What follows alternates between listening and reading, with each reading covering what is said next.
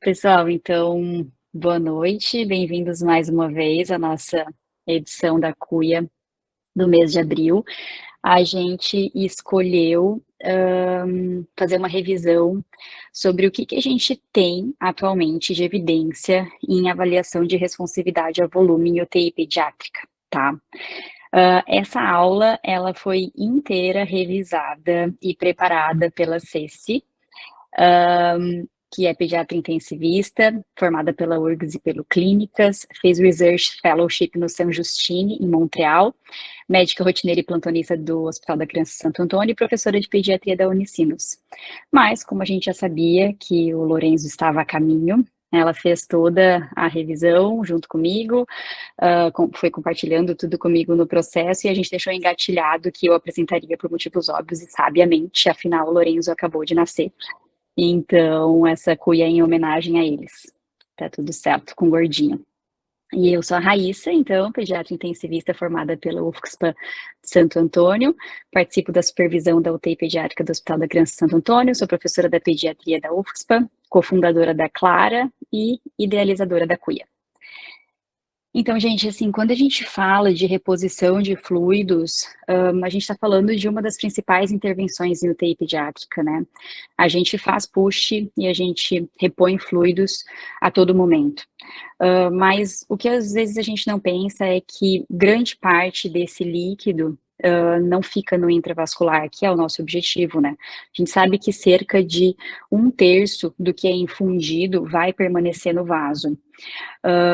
E o objetivo principal que a gente faz volume em push é para uma ressuscitação e habitualmente no choque séptico, principalmente, ou em outras instabilidades hemodinâmicas. No choque séptico, a gente vai fazer então essa ressuscitação de forma precoce, de forma rápida, para poder otimizar a pré-carga e restabelecer débito cardíaco. Esse é o nosso objetivo quando a gente faz o push. E classicamente a gente vai titulando o que a gente vai oferecer de quantidade de volume, então de quantas vezes a gente vai fazer o push, qual a quantidade do push, por parâmetros clínicos e laboratoriais, tá? Nos últimos 20 anos, a gente vem vendo estudos acerca do custo-benefício dessa ressuscitação agressiva, porque a gente sabe que a gente dá volume demais, isso pode ser muito complexo e pode nos trazer mais prejuízos do que a gente imaginava, principalmente em locais que a gente não tenha locais de baixos recursos em que a gente não tenha suporte ventilatório ou suporte de terapia intensiva. Então, começou-se a se preocupar mais com isso e vendo o que é seguro e quais são as formas que a gente tem da gente fazer isso de uma forma um pouco mais segura. Então, por que essa preocupação? Porque a gente sabe que quando a gente submete o nosso paciente a uma sobrecarga hídrica, a gente vai estar aumentando a mortalidade, a gente vai estar aumentando o tempo de ventilação mecânica e a gente vai estar aumentando o tempo de UTI, tá? E a gente tem vários estudos que falam sobre isso, então tem esse trabalho que ele associa balanço hídrico positivo com mortalidade e ventilação mecânica prolongada, tem esse outro trabalho que fala sobre sobrecarga hídrica nas 48 horas associado à morbidade, mas não conseguiu associar a mortalidade, um retrospectivo. A gente tem esse estudo, então, que associa balanço hídrico positivo com uma revisão sistemática que associa balanço hídrico positivo com piores desfechos. E a gente tem também trabalhos específicos em grupos específicos, tanto o grupo de sepse, pacientes sépticos, quanto pacientes em pós-operatório da cardio, mostrando também que a sobrecarga hídrica vai trazer um pior desfecho nesses pacientes, sejam eles sépticos, sejam eles em pós-operatório. Então, e tudo isso também muito associado à injúria renal, né? Então, baseado em toda essa preocupação que existe, o Surviving Sepsis Campaign, já de 2020, traz essa reposição volêmica de uma forma um pouquinho mais preocupada, assim, com um pouquinho mais de cautela. Então, o que eles orientam? Eles orientam que se no teu serviço de saúde tem uma UTI disponível, na tua emergência, tem uma UTI disponível no teu hospital, a gente pode fazer de 40 a 60 ml por quilo de bolos de volume no paciente séptico em 1 hora. Agora, se o teu serviço não tem UTI, e esse paciente não estiver hipotenso, mesmo que séptico, orienta-se que não se faça volume em push, e sim coloque um volume de manutenção, pelas consequências que essa sobrecarga hídrica pode causar, consequências deletérias que talvez você não vai conseguir resolver sem uma unidade de terapia intensiva. E se o teu serviço não tem UTI, mas o paciente está hipotenso, a gente é então um pouco mais parcimonioso no volume e não chega a 60 ml por quilo, a gente vai fazer 40 ml por quilo em 1 hora. E a ideia é que a gente vá titulando marcadores clínicos de débito cardíaco e a gente descontinue a reposição, os pushes, se aparecer qualquer sinal de sobrecarga hídrica. E aí, no Surviving Sepsis de 2020, sai então esse parágrafo que não tinha nos anteriores, falando que a gente tem que, o máximo possível, utilizar variáveis hemodinâmicas avançadas, quando tiverem disponíveis, além das variáveis clínicas, para poder orientar a ressuscitação, porque a gente sabe que as variáveis clínicas acabam sendo muito erráticas e cheias de viés, né? Então, surge essa orientação no Surviving Sepsis Campaign da gente começar a utilizar variáveis hemodinâmicas avançadas, tá? E então, na sequência disso, paralelo a isso, né, mostrando essa preocupação, só para reforçar o motivo dessa preocupação, a gente traz o AWARE também, que é um estudo do ano passado bem importante, que mostra o quanto a gente faz sobrecarga hídrica nos pacientes de UTI e o quanto essa sobrecarga hídrica está associado a maior mortalidade, mesmo depois de análise multivariada controlando por fatores específicos. Então, a gente sabe que pacientes que no primeiro dia de internação tem uma sobrecarga hídrica maior ou igual a 5%, vão ter mais tempo de UTI, e se essa sobrecarga for maior do que 10%, está mais associada a mortalidade, tempo de ventilação e tempo de UTI. E no D2, tanto já 5% já é o suficiente para associar a piores desfechos. Então, isso é fato, isso está posto, a gente não tem como não dizer que a sobrecarga hídrica é maléfica para o nosso paciente, tá? Esse é o gráfico que mostra, então, do AWARE, os pacientes que sobreviveram com uma sobrecarga hídrica muito menor do que os pacientes que evoluíram para óbito.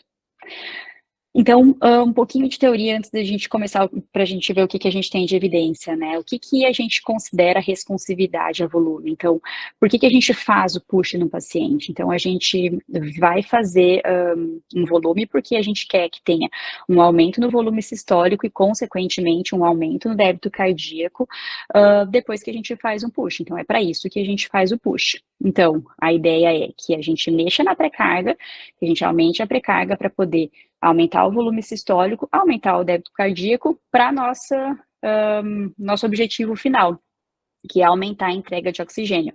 Não depende só disso, né? Vai depender de pós-carga também, de contratilidade, da quantidade de conteúdo arterial de oxigênio, de hemoglobina para carregar esse oxigênio, mas especificamente no volume, é para isso que a gente faz volume. Então, quando eu me pergunto se o paciente precisa de um push, o que eu estou querendo? No final das contas, no final da cascata, é aumentar a entrega de oxigênio para o nosso paciente. Mas toda vez que eu fizer volume, ou seja, aumentar essa pré-carga do meu coração, eu vou ter uma correspondência clínica, eu vou aumentar o meu débito cardíaco. Então, isso nem sempre acontece, né? Essa resposta volêmica, ela só vai acontecer quando o ventrículo estiver trabalhando na fase ascendente da curva de Frank-Starling. Então, aqui a gente tem, aqui na curva A, um paciente com uma função cardíaca normal. O paciente ele vai ser respondedor a aumento de pré-carga se ele estiver nessa área ascendente da curva. Se ele já estiver na área menos íngreme da curva, ele já é um paciente que não vai responder à pré-carga, assim como um paciente que não tem uma função cardíaca ótima, uma função cardíaca pior, pode já não ser responsivo ao aumento da pré-carga em débito cardíaco já em momentos anteriores. Então, a gente tem que levar isso em consideração na hora de escolher fazer o volume, tá? E mais, a gente se pergunta se, além disso, além de pensar se o meu aumento de pré-carga vai evoluir para aumento de débito cardíaco, quais são as condições de base desse paciente? O fato dele estar ventilado vai mudar, o fato dele estar estável ou instável vai mudar essa resposta. Então, são perguntas que são feitas sempre e que os estudos vêm tentando responder. A gente considera boa resposta à administração de volume, então fluido responsividade, se ou o meu volume sistólico, ou o meu débito cardíaco, ou o meu índice cardíaco, ou o meu VTI aumentam maior ou igual a 10 a 15%, tá? Então, isso é considerado uma resposta positiva. Então eu faço volume, e aí se aumentar 10%, que bom, se não aumentar, não respondeu. Não é bem assim, né, porque a ideia é que a gente consiga predizer qual é o paciente que vai responder a volume, antes de fazer, para eu não expor esse paciente a esse volume desnecessário que eu fiz para aumentar uma pré-carga, mas que na verdade vai aumentar a pré-carga sem aumentar débito cardíaco e sem gerar uma repercussão clínica satisfatória para o meu paciente. Então, isso é um desafio muito grande, é um desafio em adultos e é um desafio maior ainda em criança, porque a gente tem particularidades muito importantes. Pacientes, os nossos pequenininhos, têm mais complacência do leito vascular, têm uma capacidade limitada de aumentar o volume sistólico, tem alterações conforme a idade da microvascularização venosa. Então, tudo isso vai fazer com que eles respondam diferente dos adultos e que as ferramentas preditoras também funcionem de forma diferente. Então, a gente não pode simplesmente extrapolar o que os trabalhos de adulto têm dito sobre ferramentas preditoras de fluido responsividade. A gente tem vários métodos que podem ser utilizados, tá? Isso aqui é só para ilustrar, então, métodos estáticos, que são os métodos clínicos, PVC, pressão de oclusão arterial pulmonar, termodiluição, ecocardio Doppler para avaliar a área diastólica de VD. A gente tem avaliações dinâmicas, então, que são os deltas, tanto de pressão arterial sistólica, pressão de pulso, volume sistólico, VTI, variação de cava, e as questões dinâmicas associadas à elevação passiva de perna, então, gradiente de VTI na elevação passiva ou de volume sistólico. E como eu perguntei antes, né, o volume ventilatório, ele vai interferir? Sim, a gente sabe que essa interação pulmão-coração, ela existe e que os trabalhos têm essa dificuldade por essa heterogeneidade de avaliação de alguns pacientes que estão fora de ventilação, outros pacientes que estão ventilados, outros pacientes que estão ventilados e não estão num volume corrente adequado, mas a maioria dos estudos que a gente tem são em ventilação mecânica invasiva, então a gente tem que ter muito cuidado na avaliação desses pacientes nessas ferramentas preditoras de volume em pacientes que não estão ventilados, porque tem que contar com a cooperação do paciente, com a capacidade de sustentar a inspiração profunda para a gente poder fazer a comparação do delta, se o paciente tem um controle de dor adequado, se ele não tem alguma outra comorbidade, tipo pressão intraabdominal aumentada, cirurgia abdominal. Então, tem muitos fatores que a gente tem que levar em consideração para a gente utilizar essas ferramentas em pacientes não ventilados, tá? A primeira revisão sistemática é de 2013 e eu até achei interessante, porque essa revisão no final, quando eles terminam de excluir tudo que não era interessante de estudo, sobram 12 estudos, tá? Para eles avaliarem em 2013. E desses 12 estudos, então, eles conseguiram concluir na época, isso já faz mais de 10 anos, que só o delta VPIC era capaz, a velocidade, então, de fluxo sistólico, pico da velocidade de fluxo sistólico pela válvula aórtica, só isso era capaz de predizer fluido responsividade nas crianças. Isso em 2013, pensa bem, então a gente já sabe há 10 anos dessa informação, né? E daí, esse ano, em janeiro, saiu uma nova revisão sistemática e meta-análise sobre a performance das ferramentas para predizer fluido responsividade no choque das crianças criticamente doentes. E daí, nessa revisão sistemática e meta-análise, tinham muitos mais trabalhos, assim, dezenas não, muito mais, eram mais do que centenas de trabalhos, que no final que eles excluíram o que não dava, porque foram bem criteriosos, assim, eles utilizaram mais de 60 trabalhos para fazer essa revisão sistemática. E ela é muito bem feita, vale muito a pena a leitura, para quem ainda não leu, e porque ela traz perguntas muito interessantes. O objetivo deles era responder praticamente essas 3 perguntas. Então, os preditores de responsividade a fluidos nas crianças têm desempenho comparável em UTI e nos outros ambientes? Em pacientes estáveis e instáveis, e tem alguma associação entre a capacidade de eu predizer resposta e desfecho clínico. Então isso aumenta também PAM, melhora também tempo de enchimento capilar, melhora também saturação venosa central, melhora o lactato, essas coisas elas estão associadas? Então, o objetivo desse trabalho era responder essas 3 perguntas, tá? Então, eles incluíram trabalhos que avaliaram a resposta à administração de fluidos com uma avaliação de alguma ferramenta pré e pós-volume, e tinham que ser trabalhos que tinham área abaixo da curva ROC reportada, para eles poderem transformar isso numa grande área abaixo da curva ROC, para a gente ver qual que era a qualidade dessas ferramentas. Então, no final, sobraram 390 artigos, revisaram 96, desses eles excluíram 34 e mantiveram 62 artigos. A maioria era observacional, mais ou menos meio a meio era de pacientes no bloco cirúrgico, então sedados e entubados, e metade era na UTI. 50 deles citavam sobre presença de ventilação mecânica invasiva e metade, mais ou menos, sobre a presença de droga vasoativa. Sobre a avaliação da fluidorresponsividade, então, no geral, botando tudo num balaio de gato, tá? Dos 62 trabalhos que eles revisaram, em torno de 60 pacientes, 60% dos pacientes avaliados eram fluidorrespondedores, então tiveram um aumento do que mais do que 10 a 15% depois do volume. E desses, 64 era com choque versus 53% sem choque. E os pacientes que tinham choque, eles tinham um aumento do desempenho preditivo, enquanto os pacientes na UTI tiveram diminuição. Na hora que eles foram, então, é mais fácil, as ferramentas são melhores para predizer resposta a volume em pacientes chocados e em pacientes que estão fora da UTI do que pacientes que estão dentro da UTI. Em relação à ferramenta, então, a grande maioria utilizava ultrassom, então o nosso eco, né? Só 4 consideraram variáveis clínicas, só 1 avaliou lactato, então vocês vão ver que isso é uma resposta que a gente não vai ter. E poucos deles tinham PAM invasiva também, vocês vão ver que isso fez diferença depois nas análises.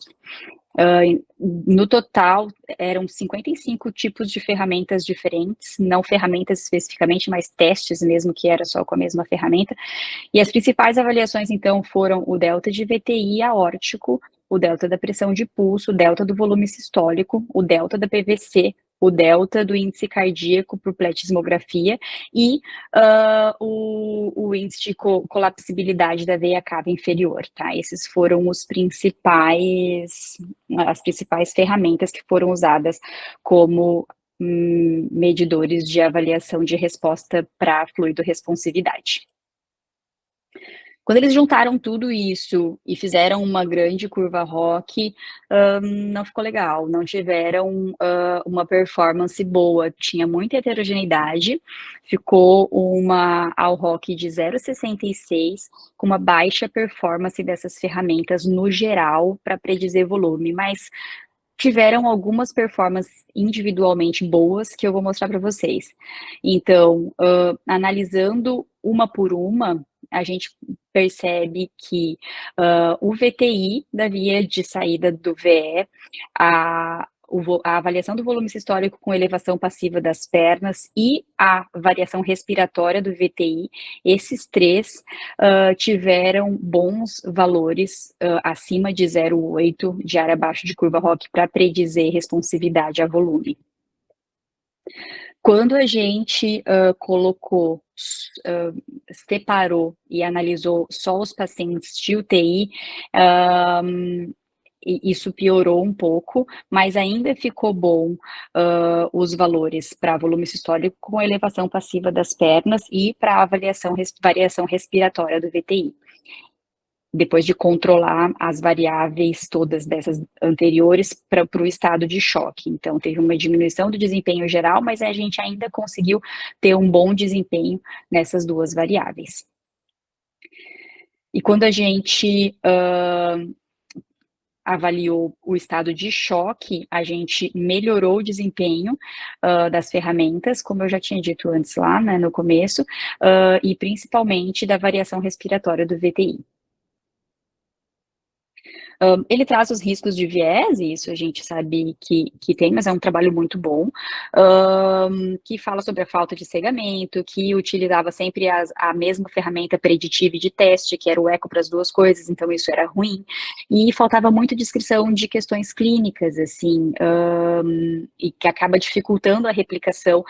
Então, por exemplo, qual que era a ventilação, se estava, como é que estava o volume corrente, como é que estava a dose de droga vasoativa. Então, todas essas coisas atrapalharam um pouco a análise e podem ter causado um viés. Mas sobre o resultado geral da meta-análise, conseguimos concluir que a maioria em UTI e bloco cirúrgico estava hemodinamicamente, o N pequeno, isso fez com que a gente não tivesse uma boa predição dessas ferramentas gerais, acabaram tendo um desempenho ruim, apesar de manter um desempenho bom a excelente, então, com área abaixo da curva ROC acima de 0,8 ali, para elevação passiva de pernas, variação respiratória do VTI e variação do VTI na via de saída do ventrículo esquerdo. E aí, discutindo mais especificamente cada ponto do trabalho, porque isso é importante para a gente ver onde é que estão as fraquezas, e são fraquezas que a gente encontra no nosso dia a dia também. Quando eles fizeram a meta-regressão, observou que a gente teve um melhor desempenho das ferramentas em paciente em choque e não internados em UTI. E eles discutem o porquê que será que isso aconteceu, né? Então, provavelmente, isso aconteceu por causa do tipo de teste de referência usado, e tem uma coisa importante que na corte de choque, a maioria tinha PAM invasiva, enquanto nos não chocados não tinha, então isso pode ter aumentado a probabilidade pré-teste. O estado fisiológico do paciente chocado versus não chocado, a gente acaba tendo mais PAM nos pacientes que estão chocados, então isso aumenta a probabilidade pré-teste, e é também uma população com maior chance de responder a fluidos, então uma coisa também está relacionada à outra, então pode ser isso que trouxe esse melhor desempenho. E acaba que na prática a gente tem diferentes tipos de exposições nos diferentes ambientes, né? Então é diferente um paciente que tem muito trabalho, que é feito em bloco cirúrgico pré-anestésico com paciente estável para fazer essas avaliações. Então, pega e faz um VTI, sai do paciente, o paciente está ali pré-operatório, tudo bem estável, faz um VTI antes, faz 10 por quilo, 20 por quilo de volume e faz o VTI depois. É um paciente completamente diferente do que um paciente que está na UTI grave em ventilação mecânica, ou um paciente que está na emergência grave em ventilação espontânea. Então, a gente tem muito pouco dado e quando tem dado é muito heterogêneo para a gente poder extrapolar isso. Então, isso acaba dificultando a interpretação desses dados. Discutiram bastante, então, sobre o cuidado que a gente tem em usar o eco funcional como ferramenta para prever responsividade a volume, primeiro porque a gente sabe que é um exame operador dependente, né, então tem que confiar na capacidade prática do intensivista aplicar, e sobre o teste em si, vocês reparam que tudo que é um bom preditor usam a mesma medida, porque é o VTI de via de saída do véu, o VTI de pico aórtico e o VTI aórtico na elevação passiva de pernas, tudo vai estar medindo ali a via de saída do ventrículo esquerdo na região parasternal do eixo longo como referência. Então, eles discutem se realmente eles são diferentes entre si ou eles não dizem mais ou menos a mesma coisa e simplesmente, como os dados são diferentes e são por operadores diferentes, a gente acaba tendo informações diferentes disso. Quando quando essa meta-análise foi feita, o grupo da Unicamp ainda não tinha revisado, não tinha publicado a revisão sistemática deles. Então, esse é o grupo da Unicamp e do Thiago, eles fizeram uma revisão sistemática, revisando só o ultrassom como ferramenta avaliadora, como preditor de fluido e responsividade nas crianças, e é um trabalho super bem feitinho, vale a pena a leitura também, e eles encontraram que o POCUS é uma ferramenta boa, pode ser acurada, mas que só o Delta VPIC foi encontrado como um preditor confiável e seguro, tá? Ele fala da cava, mas ele tem uma crítica sobre a cava que a gente acaba eles têm o trabalho deles mesmos, puxando a brasa para a sardinha deles, que é o fato da gente avaliar a cava no modo B, para poder medir qual é a distância que a gente está ali intrahepática, da veia hepática, isso faz com que as medidas sejam muito diferentes entre elas, e qualquer alteraçãozinha na forma como a gente segura o transdutor, qualquer milímetro que a gente muda pode mudar muito a cava, que idealmente a gente deveria medir no modo B, mas aí a gente acaba não conseguindo saber onde é que a gente está de forma segura, então existe essa crítica sobre a cava, e talvez por isso, justamente, que a gente não consiga ter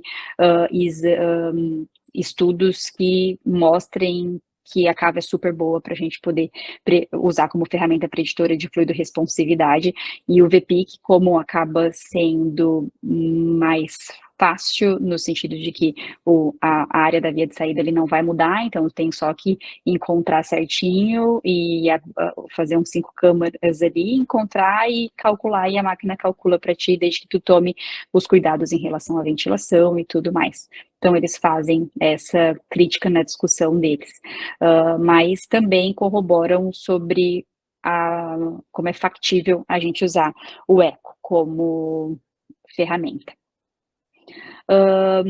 E também discutem uma coisa que é muito da nossa prática, né, que dá muito pano para manga, que é o quanto será que a gente aumentar essa pré-carga e aumentar esse volume sistólico vai efetivamente aumentar o débito cardíaco e se repercutir em aumento de pressão, melhora da DO2.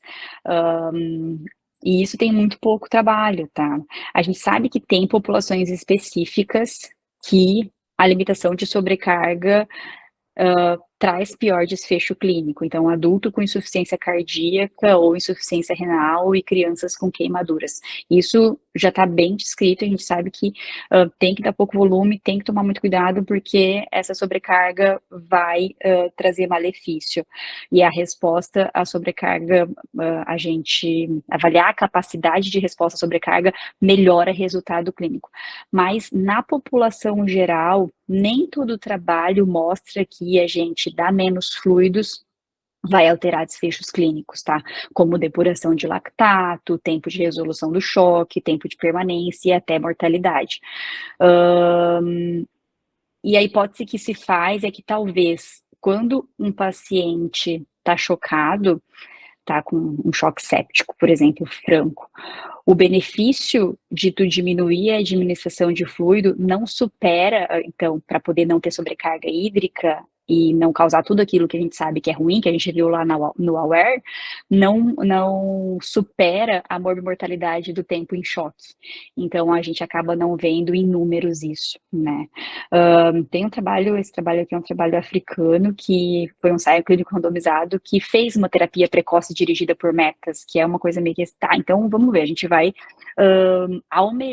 eles almejaram saturação venosa central. Eu vou almejar uma saturação venosa central maior do que 70, eu não vou parar de fazer volume ou de dar droga para esse paciente enquanto não chegar em 70. E eles fizeram isso, e eles pararam o estudo antes, porque os pacientes que eles, do grupo que estava fazendo a terapia dirigida por metas, teve significativamente menos tempo de choque, menos mortalidade, e saíram mais rápido do choque com menos disfunção orgânica. Então, meio que dando a entender que seria bom tu ir em afinco em busca de uma meta, mas é um estudo super pequeno de um país subdesenvolvido em que pelo que eu me lembro, a mortalidade deles era de 50% do choque séptico. Então, assim, não dá para extrapolar para tudo, né? Mas, em resumo, tem pouco estudo que nos mostra esse desfecho final, assim, o quanto a gente usar ferramentas para predição de volume realmente vai, além de dar menos fluido, repercutir num desfecho melhor para o paciente. E aí, por último, ele traz, então, a possibilidade de estudos, né? Então, que a gente precisa estudar ferramentas utilizadas em UTI nos pacientes de choque para avaliar desempenho preditivo durante a ressuscitação, porque os trabalhos mostram que em UTI as ferramentas acabam predizendo menos do que fora da UTI. Técnicas de ultrassom que separam ferramentas preditivas da ferramenta que está sendo usada como teste de referência, e o que eu acabei de falar de preditores de resposta que visam diminuir o tempo no estado de choque ao invés de só avaliar aumento de pré-carga, porque os trabalhos fazem é isso. Testam antes, faz o volume, testa depois. Aumentou a pré-carga, ótimo, funciona, é uma boa ferramenta. Tá, mas e aí? E o depois, né? Isso diminuiu o tempo de choque, tu conseguiu diminuir o tempo de internação, tu conseguiu reduzir tempo de ventilação, reduzir lactato, aumentar esse VO2, enfim. Esse tipo de trabalho um pouco mais refinado e não só simplesmente saber se está aumentando ou não o débito cardíaco, ainda falta bastante. Então é isso, gente. Vamos papear. Vou sair daqui para eu poder olhar para vocês e a gente conversar.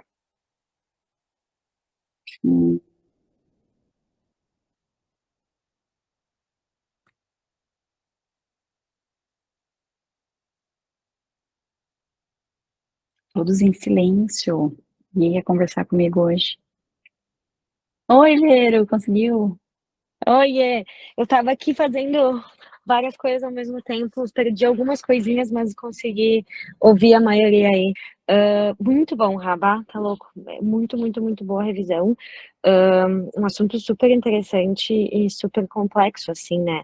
E é legal quando a gente consegue parar para ver o que tem de evidência, para ver realmente como é complexo, né?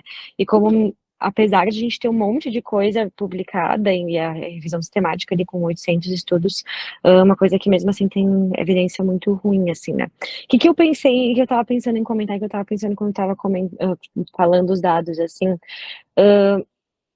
eu acho que a gente, de novo, não tem evidência suficiente para responder aquela pergunta: quem é o paciente que vai responder ao volume, né? Acho que antes disso a gente está muito, muito longe de poder dizer quem é que vai ser o respondedor. Mas eu acho que naqueles pacientes que a gente faz volume, sem dúvida, né? Acho que ecos são coisas que vão vir para somar, essa coisa de VTI, enfim, essas medidas todas que tu falou, acho que são coisas que vão vir para somar. Mas eu acho que, comparado com a terapia intensiva de adulto, a gente tá um pouco atrasado em coisas meio básicas, assim, sabe? Como tu foi educada. Ter linha arterial, ter PM invasiva. A gente tem muito paciente usando droga vasoativa com doses moderadas, boas, que não tem linha arterial. Prestar atenção em saturação venosa central, prestar atenção em lactato. Eu acho que o básico bem feito ainda faz muita diferença, sabe? Eu acho que às vezes a gente deixa passar isso, assim. Então, na verdade, quando tô falando ali de várias coisas de adulto que tem, para mim, o que eu tiro de lição é isso. Acho que, claro, tem muitas coisas que tem pra gente desenvolver e somar, mas às vezes até lembrar de fazer essas outras coisas básicas, assim, para segmento do paciente, ver o que ele respondeu, para ver se esse aumento de pré-carga foi efetivo. Acho que já seria de grande valia, assim, né? Vou ter que dar uma pausa aqui, peraí. Não, eu acho que tem toda razão, Vera. Eu vejo pelo próprio Sepsis Campaign, né, que fala, e aí, tá melhorando? fez o tratamento, efetivou o tratamento, está melhorando esse VO2 ou não, são coisas que não é para tu, assim, ir em busca loucamente por uma saturação venosa central ideal, mas tu pode usar aquilo ali como um preditor, e a gente vê muitas vezes a saturação venosa central nem sendo olhada, né? Isso da falta da PMI invasiva me angustia bastante também, assim, porque é muito errático, ali tu não funciona, média de 15 em 15, tu perde às vezes o timing por falta de avaliação hemodinâmica básica. Então, se eu não tenho segurança de fazer um VTI, bom, eu pelo menos tenho que ter segurança, então, de estar ligada numa PAM invasiva, ficar de olho na minha PVC, ficar de olho na minha saturação venosa central e no meu lactato, que já vai me dar bastante informação, né? Gabi? E aí, eu também fiquei meio cortada a apresentação aqui, que estava na função. Muito boa a revisão. Eu reforço que a Vero falou assim, a gente tem um monte de coisa, mas no fim das contas a gente não consegue ter nada muito conclusivo, né? Nada com uma acurácia boa o suficiente. Mas acho que nem a Vero falou, é importante a gente tentar pegar o máximo, então, de informação que a gente tem possível, né? E somar tudo, e principalmente essas coisas básicas também, né? Tentar pensar em passar mais linha arterial e usar o dado da linha arterial quando a gente tem. E eu queria falar só uma coisa que, me desculpa se tu falou ali, Rama, de novo, algumas partições eu perdi, mas eu vi isso no Latam, da parte de adultos a última vez, e eu não sei porque a gente não usa esse conceito em pediatria, que eles têm muito claros para ele na ressuscitação no choque, que é o ROSE, eles chamam, que é do inglês, é ressuscitação, todo mundo ganha volume, otimização, é só fazer volume para quem precisa, estabilização, que daí tu vai entrar, não, já fiz o que tinha que fazer de volume, é fluido de manutenção e se precisar é droga vasoativa, e o exit, que daí é a derressuscitação, né? E eu acho que isso facilita muito a nossa... Tu visualiza o que tu tem que fazer, tem que tentar encaixar o paciente no momento que ele está. E a gente não tem isso em pediatria, eu não sei porquê, eu não me lembro da resposta do palestrante do porquê a gente não tinha isso em pediatria, e não deve ter sido boa a resposta, não, convincente, isso eu não me lembro, né? Mas, enfim, eu acho que isso é sempre bom a gente pensar também, para tentar ajudar a nos guiar, assim, que é que parte do atendimento desse paciente que a gente está. Total, Gabi. A gente trouxe o Rose na Clara uma época atrás e não deu muito palanque, assim, mas eu acho que é isso, porque é básico, né? Tu tá ali expandindo, o teu objetivo não é tirar líquido, não é fazer furo, não é. Então, às vezes, os conceitos, se não estão bem estabelecidos, se misturam e na hora que tu vê, tu tá perdido porque não conseguiu identificar exatamente onde é que o paciente está na linha do choque, né? Então, sim, é o básico, de novo. E fazer um comentário aqui, que é uma coisa que sempre me dá uma coceira na nuca. Diurese não é o objetivo, né? Não adianta fazer volume e depois fazer furo. Faz o volume, se responder, vai melhorar. E depois, lá na frente, né? O E do exit é lá na frente, depois. Depois que tu tirou do choque, né? Sim. A Renatinha tinha levantado a mão e baixou. Eu baixei porque o teuzinho chorou na hora, eu não sabia se eu conseguia falar. Acalmou? Acalmou. Primeiramente, parabéns pela revisão tua e da CESI, excelente. O que eu gostaria só de comentar é que a gente também tem um problema a mais, né? O fato da gente, na Santa Casa, no caso, lidar com cardiopata muda tudo, né? Até a questão assim, de saturação venosa, se o paciente é univentricular ou não, isso tudo influencia bastante, né? A gente sabe.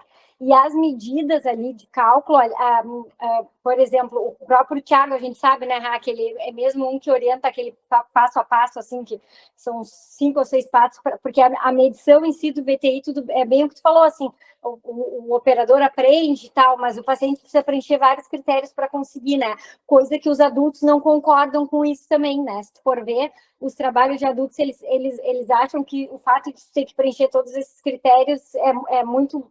Assim, o paciente está em ventilação, está bem sedado, né? Todas aquelas coisas para tu conseguir medir. E eles falam que isso daí é muito difícil e que aí que aí eles adotam outras opções. Assim, acho que a Vera foi bem educada em falar que eles estão um pouco à frente, eles estão muito à frente.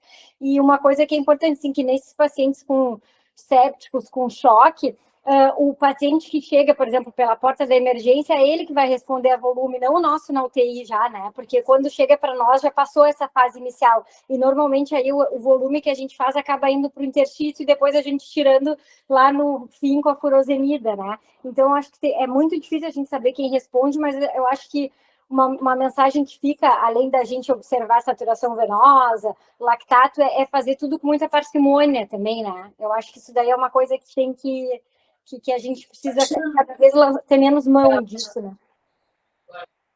Idealmente, né, Rê, já fez a ressuscitação na emergência, a gente sabe que às vezes não chega, mas a ideia é que o paciente chegue para a gente justamente no O, né, vamos otimizar, o que a gente tem que otimizar para esse paciente. Isso, mas é que se tu pensa, se esse cara, a maioria chega, né, o séptico, boa parte deles vai, se é um paciente da comunidade, assim, né, vai chegar pela porta da emergência, ali ele vai se beneficiar muito mais do que com a gente na UTI, né, vai dizer.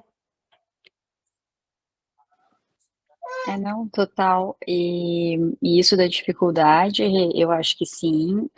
A gente ali que tem os cardiopatas tem várias dificuldades, e inclusive dificuldades anatômicas, né?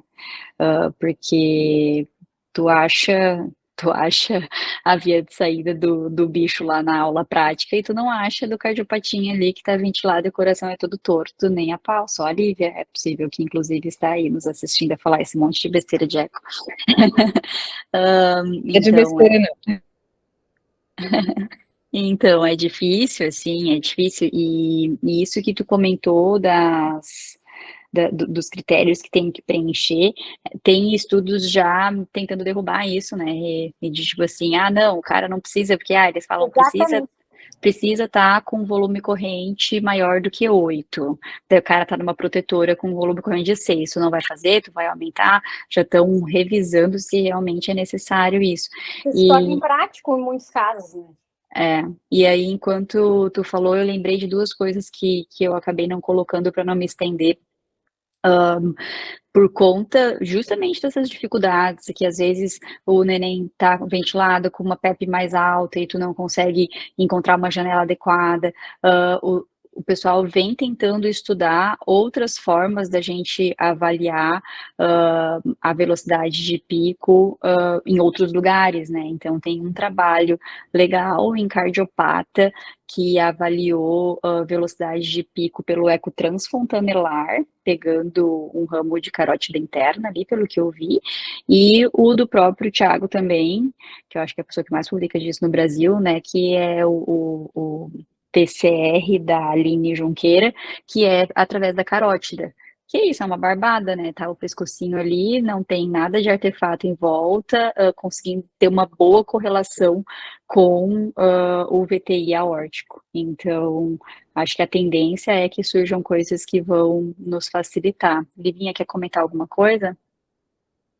Eu ia comentar primeiro, boa noite, parabéns primeiro, eu não tinha participado de nenhuma cuia, não sei se é homem ou mulher, nenhuma, mas achei muito, muito interessante, e caiu, por acaso, eu vou dar uma aula sobre focos para o TI-PED na segunda-feira, um pouquinho diferente, claro, não é bem igual, mas eu estava revisando coisas aí para dar essa aula, então veio a calhar, assim, veio junto.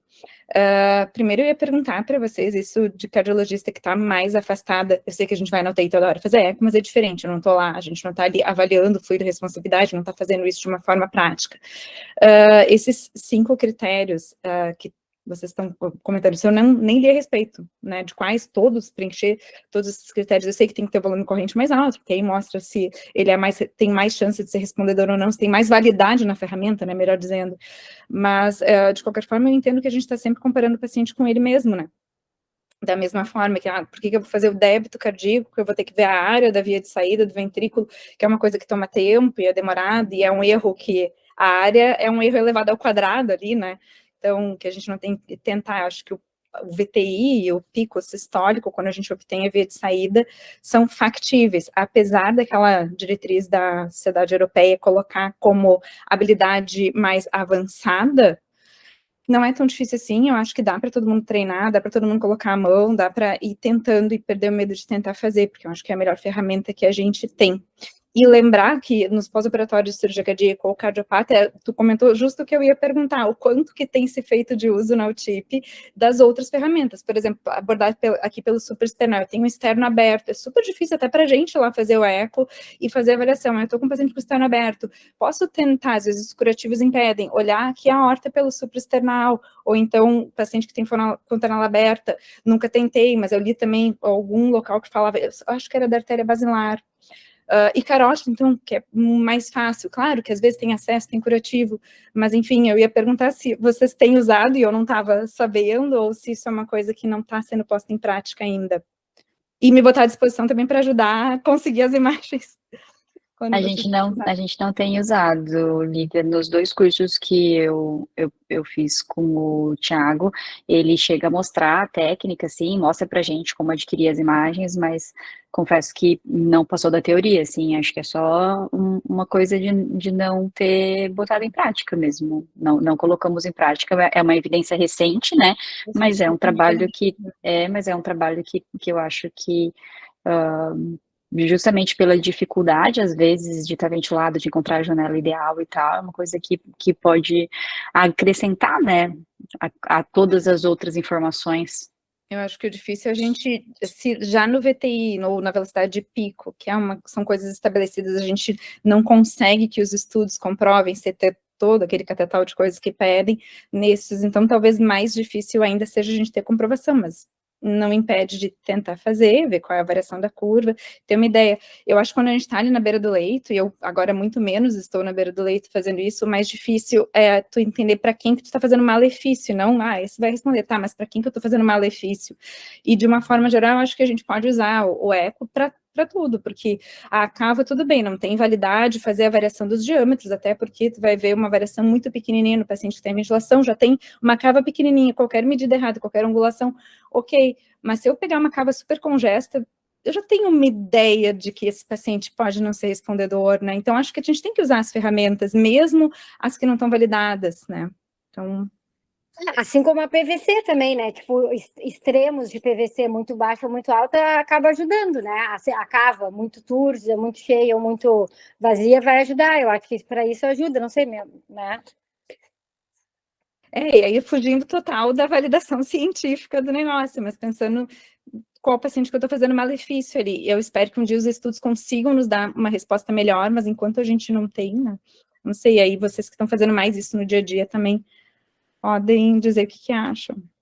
Não, eu acho que com certeza, e acredito que os estudos vão se encaminhar para isso, assim, porque, claro, ver que em 10 anos os estudos multiplicaram, assim, e a ferramenta do eco na criança é muito estudada porque a galera se anima muito pela qualidade das imagens, pela facilidade, pela coisa de não ter radiação, porque, no adulto eles têm um catéter que é mais fácil ter, tem um Swan-Ganz da vida, e coisas que a gente não tem na pediatria, então, e é uma coisa barata, então, acho que a tendência é ter cada vez mais trabalho, sim, e a gente precisa treinar, que é o que a Renatinha falou, assim, é trabalhar com o que tem, né, a gente usar bem o que a gente tem e fazer o máximo possível com uma ferramenta que está à nossa disposição, então a gente precisa aprender e botar em prática para isso, para tentar fazer o menos malefício possível para o paciente que não precisaria daquele volume, né.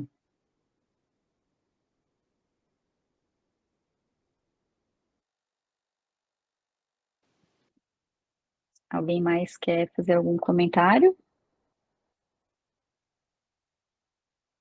Acho que já foi bem discutido, né? Então tá bem, estamos pontuais. Agradecer a presença de todo mundo. Quero pedir aí torcida para que as minhas gravações tenham dado certo, viu? E aí, quando tiver baixado tudo, eu coloco à disposição de vocês. Boa noite, boa semana, até o mês que vem. Abraço.